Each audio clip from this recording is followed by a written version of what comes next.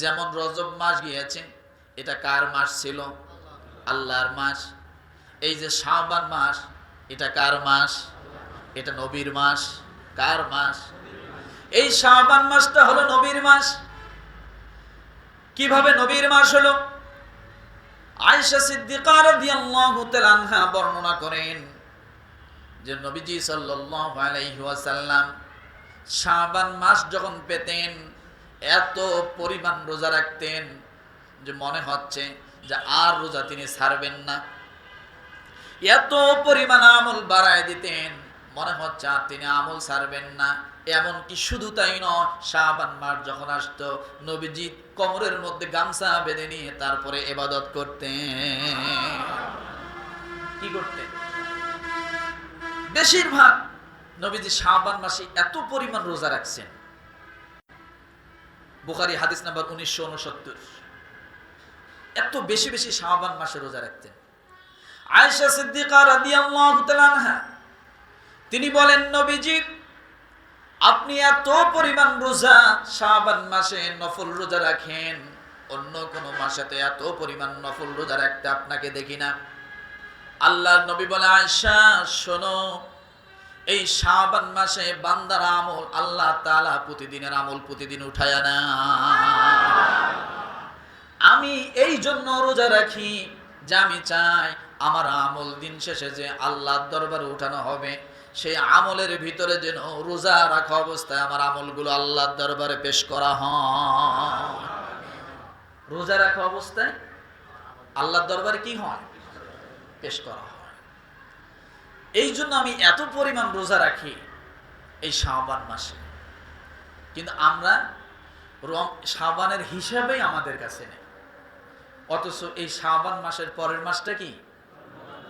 রমাদান, রোজা রাখার মাস। এই রমাদান মাসটা হলো আমাদের মাস। সুবহানাল্লাহ বলেন। তাহলে এই মাসে নবীজি বেশি বেশি করে রোজা রাখছেন কিনা?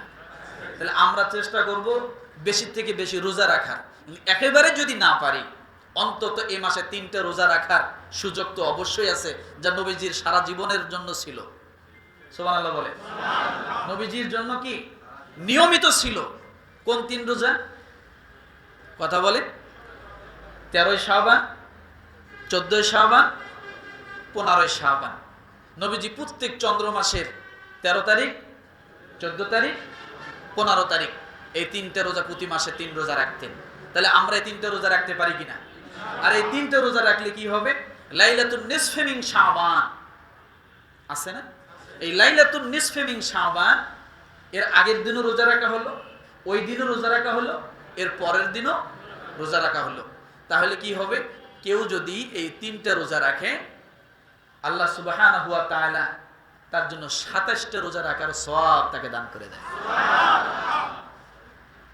কয়টা? এই জন্য আমরা সব সময় এই 3টা রোজা রাখলে কি হবে?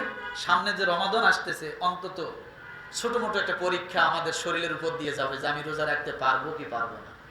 একটা সাহস সঞ্চয় হবে। কথা ঠিক না? এই জন্য আর এ মাসে আসলে আল্লাহ সুবহানাহু ওয়া তাআলা অনেক গুনাহগারকে মাফ করে দেয়। বিশেষ করে 14 শাবানের রজনীর কথা সহিহ হাদিসের মধ্যেও আছে যে এই রাত্রেও আল্লাহ তাআলা অনেক গুনাহগারকে আল্লাহ তাআলা তাদের গুনাহগুলো মাফ করে দেয়। তাহলে এই রাতটি কবে হয়? কিবারে হয়? মঙ্গলবার হয়, তাই না? আমরা চেষ্টা করব যার যার নিজ নিজ অবস্থান থেকে আমল করা। অনেকে এটা বিরোধিতা করে। আমি বলি, ভাই বিরোধিতা কেন করে? বিরোধিতা করলে যে পড়ে না, সে তো টিভিতে সময় কাটাচ্ছে, সে তো কেরামে সময় কাটাচ্ছে, সে তো আপনার বিভিন্ন খারাপ কাজে লিপ্ত, সে তো মোবাইল টিপতেছে বাসায় বসিয়া। আর যে আসে সে অন্তত একবার আল্লাহর নাম তো নেয়। আর এটা যদি বেদাত হয় আল্লাহর নাম নেওয়া, তারপরও বলবো এ বেদাত জায়েজ। যদি বলেন এটা বেদাত হয়, বলবো আল্লাহর নাম যেখানে হয় সেটা যদি বেদাত হয় তারপরও এটা জায়েজ। সে তো মসজিদে এসে গান বাজনা করবে না, টিভি সিনেমা দেখবে না। কথা ঠিক না? কার ইবাদত করবে? কার কাছে হাত তুলবে? আল্লাহর কাছে চাবে। এটাই তো কথা। তাহলে সে তো আশা নিয়ে আসছে, আপনি এই কথা বলেন, আপনি কোন অধিকারে বলেন? আল্লাহ নিজে কোরআনের মধ্যে বলছেন, কুল ইয়া ইবাদিয়াল্লাযীনা আসরাফু আলা আনফুসিহিম লা তাকনাতু মির রাহমাতিল্লাহ, তোমরা আমার রহমত থেকে নিরাশ হইও না। আমি হাজার গুনাহগার, কিন্তু আমি রহমতের আশা করি। তো এই অধিকার তো আল্লাহ আমাকে দিয়েছে, আর আমি সেই আশা নিয়ে তো আসছি। আল্লাহ তোমাকে মাফ করতে পারে, পারে কি পারে না? তাহলে ইনশাআল্লাহ আমরা চেষ্টা করব যার যার সাধ্য মোতাবেক মঙ্গলবার রজনীতে বেশি বেশি আমল করা এবং সব দিনে কম বেশি আমলের জন্য প্রচলন করার চেষ্টা করা। পারবো ইনশাআল্লাহ? রমাদান মাসটা, রজব মাস কার? জোরে বলেন। শাবান মাস নবীজির, রমাদান আমাদের। কি পরিমাণ মর্যাদাপূর্ণ মাস আমাদের সামনে আসতেছে। রমাদানের বাহিরে আপনার দিনের যে কোনো একটা ঘন্টার, একটা মিনিটের, একটা সেকেন্ডের দাম রমাদানের বাহিরে ৭০,০০০ বছরের থেকে একটা সেকেন্ডের দাম রমাদানের ভিতরে বেশি। রমাদানের বাহিরে ৭০,০০০ বছর, আর রমাদানের ভিতরে এক সেকেন্ড ৭০,০০০ বছর। এত মর্যাদাপূর্ণ একটি মাস আমাদের সামনে আসতেছে, অথচ আমরা কোনো খেয়ালে করি না। কথা ঠিক না? সবকিছুর জন্য প্রস্তুতি হয়। এই যে ইলেকশন 12 তারিখ, কত প্রস্তুতি চলছে। ইলেকশনের আগের দিন প্রস্তুতি নিবে? কখন থেকে? 6 মাস আগ থেকে প্রস্তুতি। কেউ কেউ 1 বছর আগ থেকে ওই প্ল্যান প্রোগ্রাম নিয়ে কিন্তু মাঠে নামছে, কাজ করতেছে, চলতেছে, মানুষের দ্বারা দ্বারা যাচ্ছে, বিভিন্ন ধরনের কাজ কাম করে মানুষকে দেখাচ্ছে, আছে না? কেন? একটা দিন তার পরীক্ষা হবে, পরীক্ষায় যদি সে পাশ করে তাহলে 5 বছর সে পাশরত অবস্থায় থাকবে, তাই না?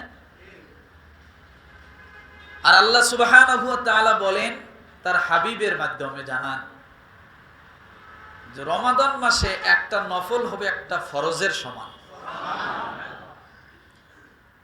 তাহলে রমাদান মাসের আমলটা কত মজবুত সহকারে করা দরকার, কত আন্তরিকতার সাথে করা দরকার, কত শুদ্ধভাবে করা দরকার, কিন্তু এটার কোনো প্রস্তুতি আমাদের মাঝে নাই।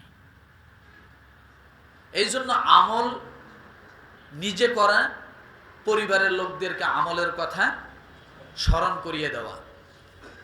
তাহলে কি হবে? আপনি দুনিয়া এবং আখেরাতে আপনি নাজাত পাবেন।